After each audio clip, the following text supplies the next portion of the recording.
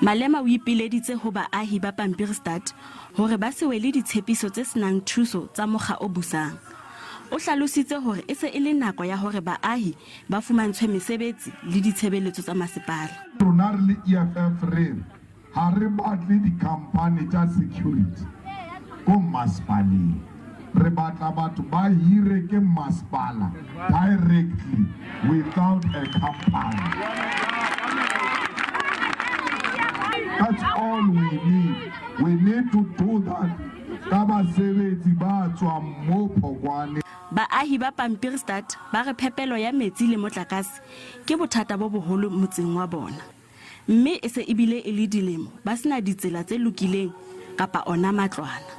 Dipotholo di tletse mo ditseleng ebile ba di bisa mabitla yana di swimming pool ga gona ditsela mo Pampierstad ga gona di holo a rona e senyegile e dula bana ba dinyaope mo teng.